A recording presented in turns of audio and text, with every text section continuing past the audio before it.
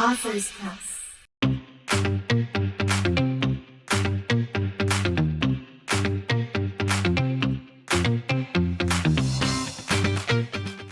Again, I'm Jacob Famarin from Authors Press, and we are gathered here with Sean Rickalle Bond, Rickalle, with Yes. Coping with Loss, a 7-day devotional journal to help navigate and deal with grief through healing strategies, hope restoration, and memory preservation. Okay, Yes. Raquel. So we are very Yes. excited with your masterpiece, and your readers actually will really want to know about your masterpiece. So before that, can you tell us a little bit about yourself? Well, yes, I'm a retired high school English teacher, and I also taught some SAT classes. And I taught for about a little over 25 years. And of course, now I'm retired. I also had a master or have a master's in library science. And I just felt like it was time maybe to start a new career in writing and publishing books. And when I really thought about it, I wanted my first book to be something, especially since, the world's gone through COVID and there's been so many deaths in the last, I'd say, 5 years. And many of my friends have lost multiple family members. I myself lost a younger sister and a father in 2021. They died less than a month apart. Um, so many of my friends have lost uh, a son. One lost a son to drugs. Another friend of mine, an older friend, she lost her grandson to drugs. The fentanyl coming over the borders. We've just had a lot of death. The world has been dealing with a lot of death.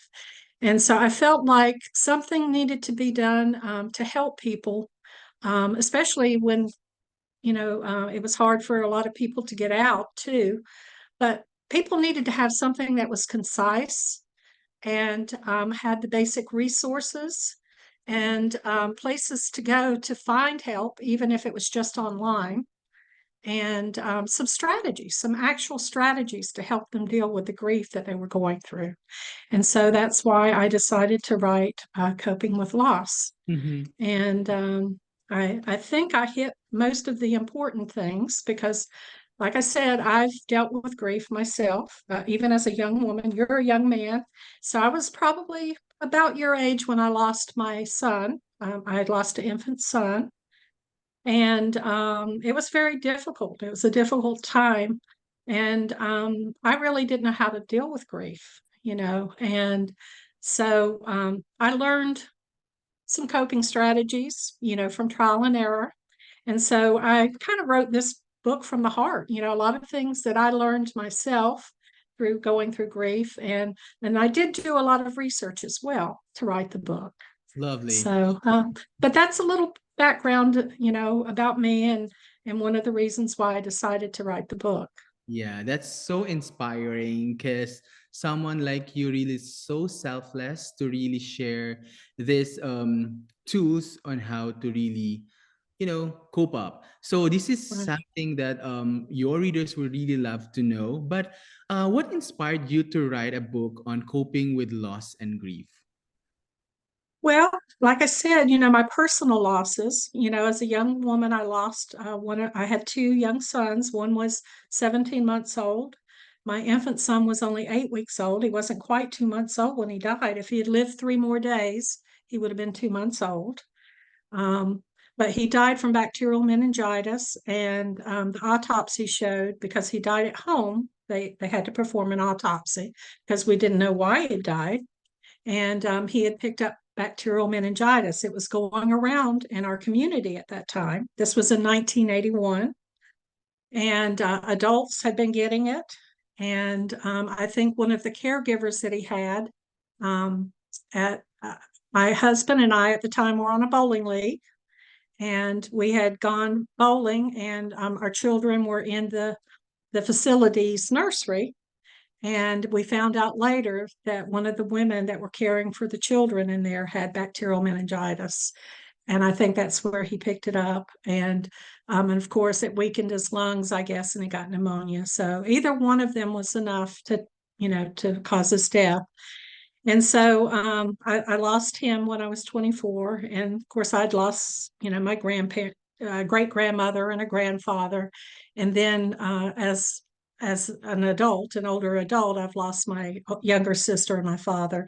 So I've been through, some death of my own. And so, kind of out of my experience and knowing how hard it is to get through it, it helped me decide to do that, maybe to help others be able to navigate their way through it and Yes. be able to heal and have some hope, for the future.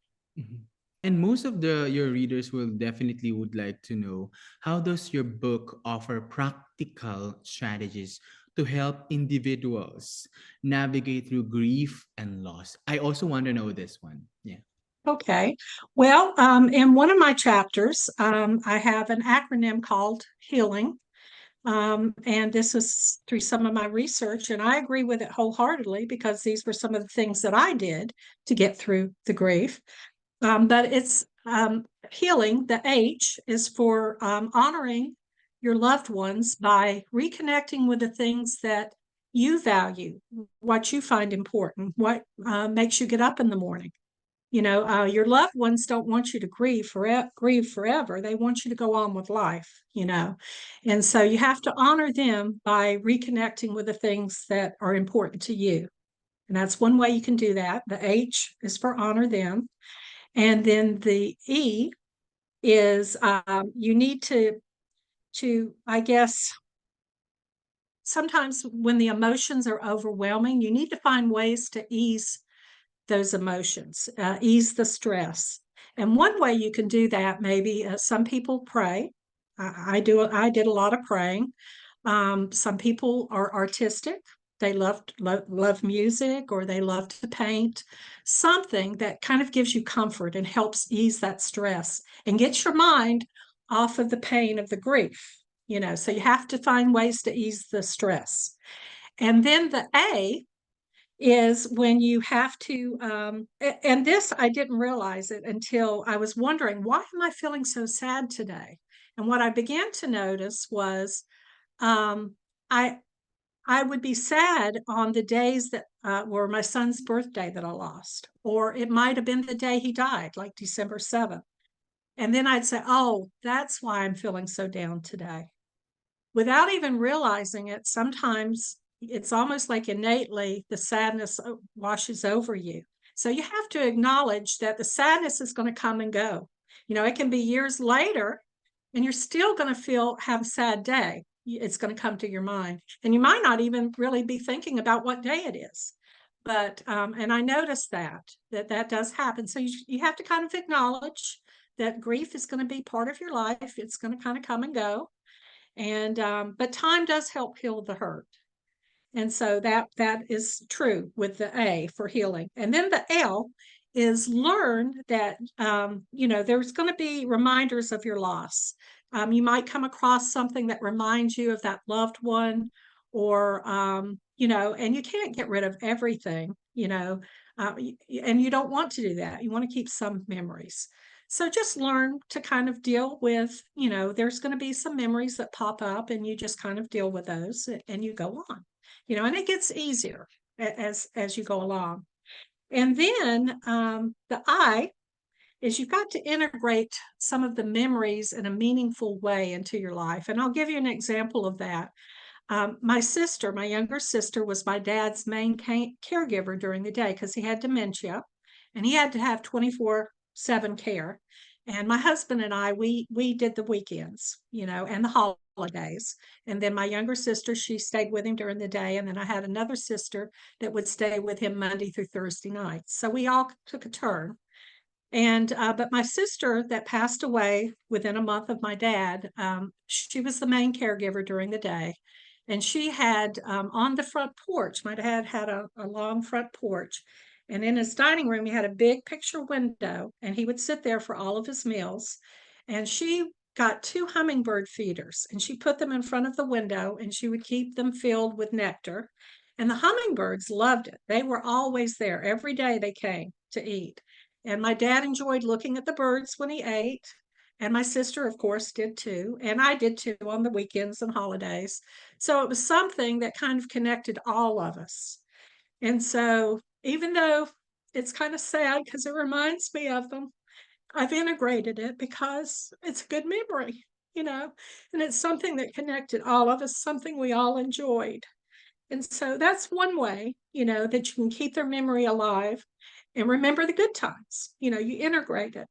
So, and then the in healing is when I found that sometimes you have to narrate what happened the day someone passes, because sometimes it's almost surreal, like you don't believe that they passed away.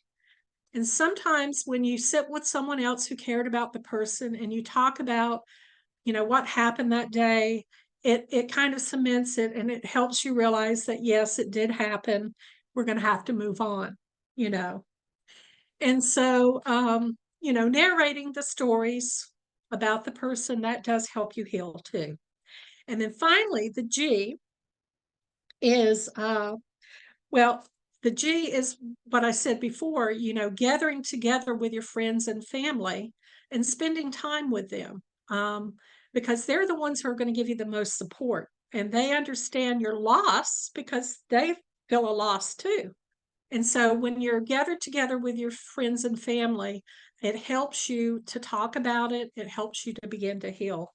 And those were things that, even though I didn't know all of this stuff because I didn't do the research when I was a young woman, innately I figured all this out and did all this. And now, going back and doing the research, I wholeheartedly agree with it because these were things I did to be able to deal with my grief. And so I think they're very helpful things that people can use, and they're not overwhelming. That was another reason I wrote this book, because I didn't want it to be overwhelming.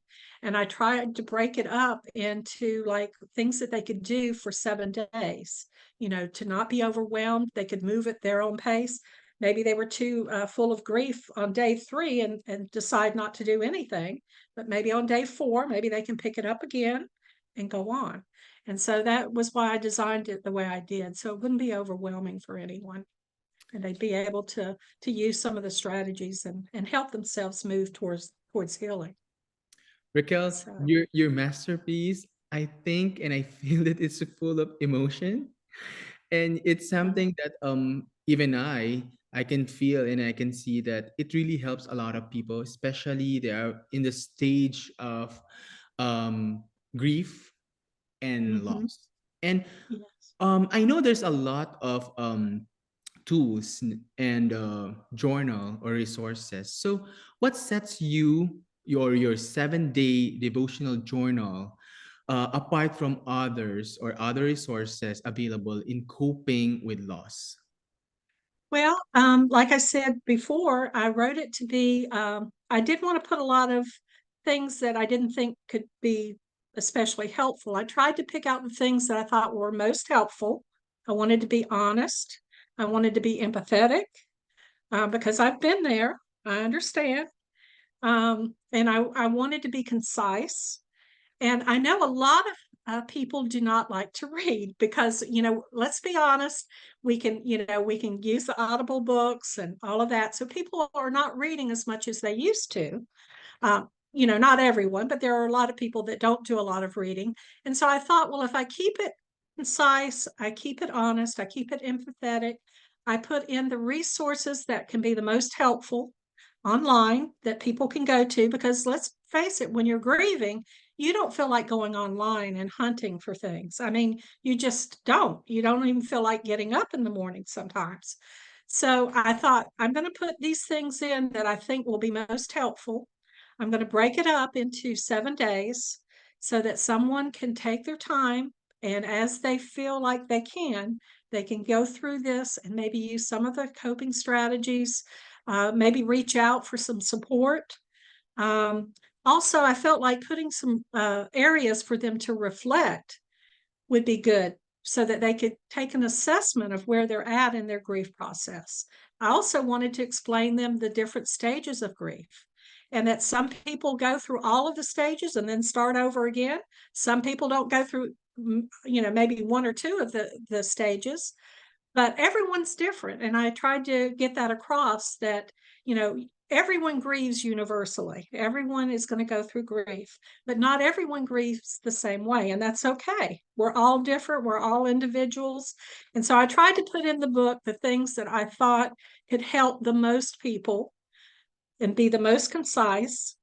And hopefully people will be able to read it and get what they need out of it, without having to read through a whole lot of stuff that's really not going to be helpful for them. So I tried to keep it where it was concise and be helpful for the most people. That's what makes mine stand out maybe a little bit. Yeah, I just have one follow-up question, Rickalle. So you mentioned that not everyone is the same pace of grief and process Right, towards acceptance. So right. in your journal, do you also explain if they are in a stage of, let's say, bargaining? So Hmm. does your I read went through that. perfect? So they will understand it, right? Yes, yes, I think so. I went through bargaining. I said, God, why did you take my son? I would have gone instead of him. He didn't have a chance to live his life. And, so I understand that bargaining. Of course, it wasn't going to change anything, but people go through that in the grieving process because, especially if it's your child, you would gladly take their place because you love them that much. But I learned something through that. I began to understand how much God loves us because he allowed his son to die for our sins, and that helped me understand how much he truly loves us. And so I realized I would have gladly taken my son's place if I could have. I couldn't, of course, but I understood the bargaining part of that, the grief. And so I understand why people go through that, Mhm. because it helps them process the Exactly. grief. It's a way of processing the grief. And some people don't go through the bargaining, but Mhm. there are a lot of people who do. And I was one of them. Yeah. I'm going to be honest. I went through it. And some of the stages of grief I went through more than once. So everyone is different. Mhm. And so that's why I tried to put in the things that I thought would be the most beneficial for the most people. And they Perfect. could pick and choose what would help them move forward and get through this grief because it's sometimes it can be dark. There's, depression and stress and anxiety but there are ways to get through it. And so that's what I wanted to share. That's so brilliant. And I have this also personal question for you, Ricole. How do you Yes. believe embracing emotions and seeking support can aid in the healing process? Well, first of all, you have to acknowledge your emotions before you can work through them. They have to be acknowledged. You can't ignore them because what happens when you ignore your emotions and you push them down, they cause physical disease. They can cause you a lot of problems, physically problems and emotional sometimes. So you have to acknowledge your emotions, and by embracing them, I kind of have put some strategies in there, ways to acknowledge. And there's the 3 C's. I think I put in one of my chapters. I believe it was chapter 5, where you connect. You cannot just walk away from the people in your life because you're grieving. Some people withdraw when they're depressed and they just withdraw and they don't connect with people who are important to their lives. So you have to connect with them, and then you have to communicate with them, tell them what you're going through. They may be going through the same thing you are. They love the person too. They knew the person. So communicate with them, and that helps you work through your emotions. It was connect, communicate. Oh, choose. I don't. That was the first one. You need to choose what is best for you during the period of time that you're grieving. if you're not comfortable being in big crowds, or going out to a ball game or whatever when you're grieving, you don't have to do that. You can keep your group small, just close family and friends, and do what makes you comfortable, but don't disconnect completely.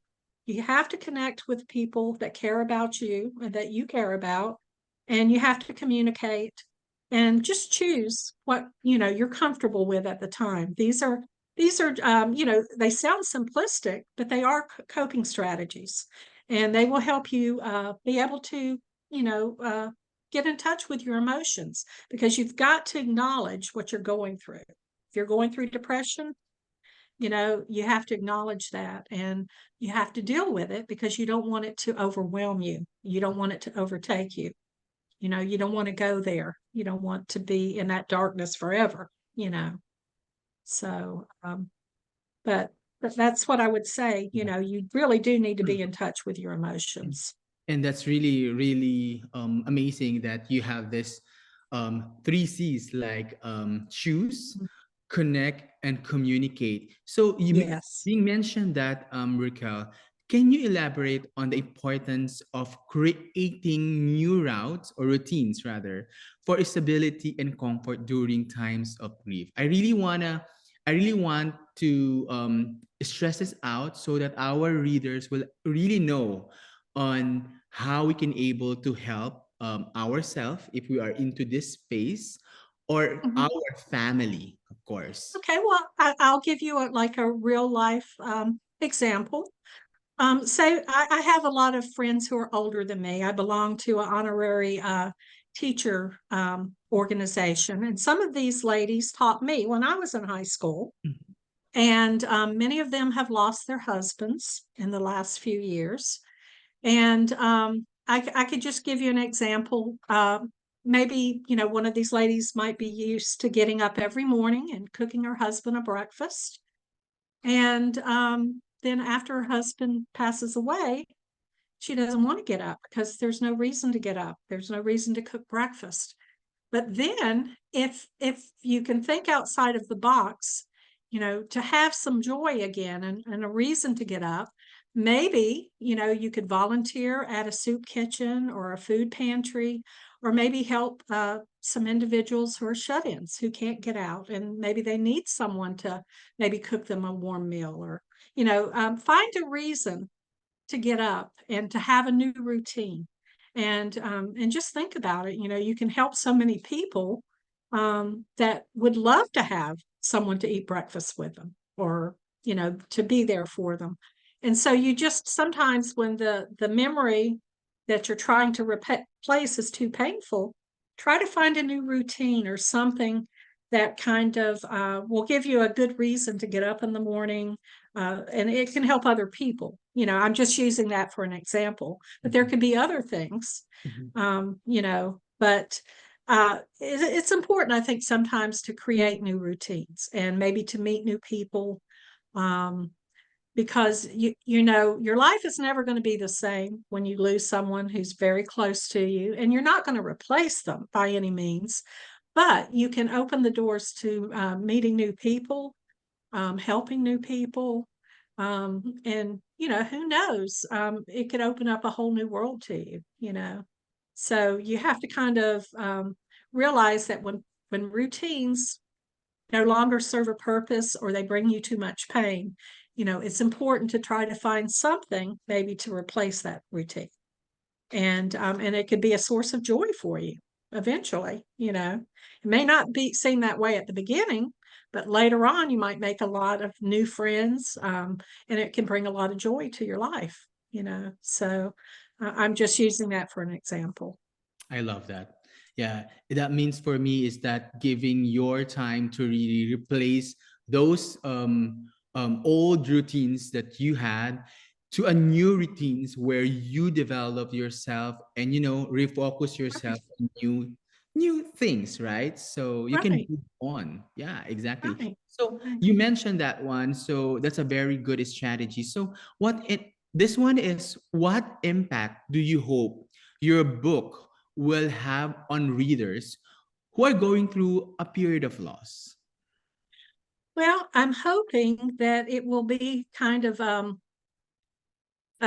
maybe a gentle guidance for them, give them some support, let them know that they're not alone, that there are support groups out there. There are people who've experienced what they're not alone. They're not the only one that's going through this, that there are others. And I kind of use some metaphors in the book explaining, look behind you. There are others who are walking the same path of grief that you are. I just want them to know that, there is hope out there. You can reach out to others and you can help one another. And so that's my hope with this book, that they'll realize that they're not alone. I kind of felt alone when I was a young woman and lost my baby, because I didn't know anyone else who had lost a child at that time. And I'm sure there were groups. I just didn't know where they were, you know. And now it's a lot easier with the internet, you know. As you might can tell, I'm a little bit older. We didn't really have the internet when I was a young woman. And so it was a little bit harder to find people like yourself who were going through what I was going through at the time. So I'm hoping that my book will be that for people now, that they'll know that they're not alone. There are others who understand what they're going through, and, there is help out there. Yeah, perfect. So this question actually intrigues me.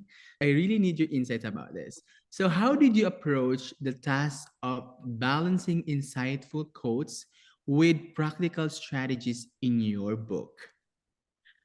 Well, the first thing I did was I prayed that God would help me write the book and put in the book what needed to be there. And then what I did was I used a very strong example, a spiritual example from the Bible, which is Job.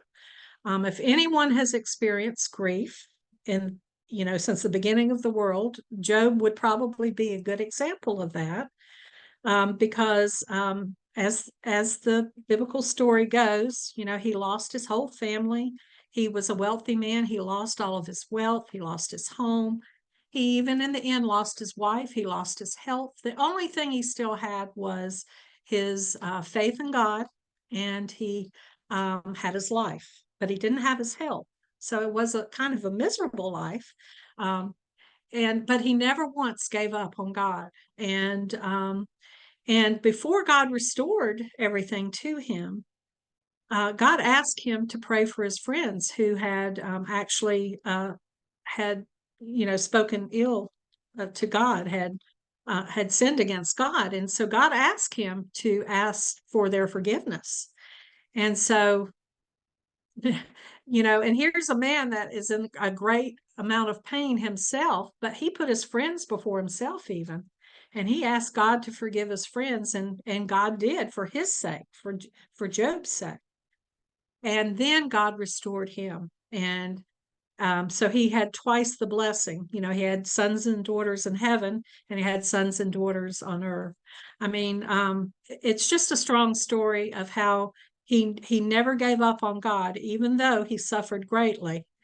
And so I used that example. I felt led to use that example, that no matter what we go through, in the end, God uses it for good. Even though I lost my son, I feel like God's using that for good now, and maybe can help other young women who've lost a child or whatever. But God always, although we suffer and go through things, he's always with us as we're going through it. He was with Job when he went through this, and he got through it. And then in the end, God blessed him. And so I used the scripture, and I used the quotes, and the quotes are thematic. The quotes, I fit them in the chapters, with whatever it was dealing with. I felt led to do that. And then the reflections were important because I wanted people to have a chance to be able to reflect and see how they were progressing through their journey of grief, and what things were working for them and maybe what things weren't working for them. And so they would sort of have a record of their journey through grief. And So, that was kind of how it all came together. And I really feel that God inspired most of it, because, um, I it just kind of came together, and I feel that was God. God moved through it. That's true. Totally agree with that. And you always had a memories and experience that you had before. So why is it preserving memories of loved ones a crucial aspect of the healing journey? And how does your book facilitate this process? Well, I'm glad you asked that, because there have been studies done that memories are very important, especially for children, because memories are how children make connections with their deceased loved one, especially if they lose like a mother or a father or a grandparent. That is how they keep that connection with that deceased loved one. And without their memories, it's hard for children to express their emotions. And they're not going to heal unless they're able to express their emotions and their feelings. So memories are very important, and not just for children, but for adults too. We have to process our memories. We have to honor our loved ones, because until we do that, it's hard for us, even as adults, to move forward and begin to start healing. So, memory preservation is very important. That's why it's included in here, because, like I said before, no one's going to replace the person that we've lost. And that's why a lot of times we want to remember them, but we have to remember also they don't want us to stop living. We have to move forward and we have to look to the future. And so memories are important to be able to do that, to be able to heal and be able to move forward. And so that's why, like I said, I included that in there. And I also gave um, a site where people could go. Of course, I listed them in the book as well, because some people don't have computers or they don't know how to use the internet. So that's why I put it in the book. But it gives them some ideas of things that they can do to memorialize or remember their loved one. And even people with pets. I've understood that some of the people that have done reviews, um, they have used it with the loss of pets even, and they've used it to remember their loved pet. Some people love their pets like they do their children, and so they have used some of the things there to remember their pets, even to be able to move forward. Correct. And Because yeah, Raquel, I have this question for you because this is most of your readers definitely would like to know. So, is there any part of your book or masterpiece or something that your favorite or part of the book that you'd like your readers will get excited? well, the one part that my forward is kind of the message I like to leave with them, but the walking on the path, um, there's there's one part right here. Can I read this one paragraph? Sure. It says, another critical aspect of the healing process is to find a way to preserve, honor, and share our loved ones' memories. There are many unique ways to do this, so find the one that brings you joy and peace and let the healing begin. Your journey with grief has just started. But again, remember, you're not walking it alone. The path is well worn by others who have walked it before you. Turn around, and you will also see others walking the footpath behind you. Maybe all of you can reach out and give support to one another. There are support groups and spiritual communities that are there to help you navigate through your grief. And I kind of want people to know that you're not alone. There are others who have experienced what you have. There are others who will be willing to reach out to you. You just have to reach out, and there will be someone there to help you, because you don't have to go through grief alone. Perfect. And so that kind of was a paragraph that I put in there to let them know you're not alone. That's you true. know And that's important. Okay. So what message would you like to convey to individuals who are considering using your devotional journal as a tool of healing and rediscovery? well, my Ford, I kind of put the Ford in there, and that was for this, but let me see. The Ford it's short, but it was my message to anyone who's grieving. I just wrote simply, "Dear friends, this book is dedicated to all who mourn. May this devotional journal continue to help you in the years to come. When you find yourself pulling it out, dusting it off, and reading it, may the memories written here be the ones that will bring you comfort, warm your heart, and renew your hope for the future. Let's begin the journey now towards healing, peace, and joy." So that's my hope, that it will help them heal and help them move forward towards their future and find joy again, Yes. not be stuck in their grief. And we don't Yeah, want that. Of course, it's just a phase of our lives, but definitely, especially those deceased family members, of course, they want us to really move forward.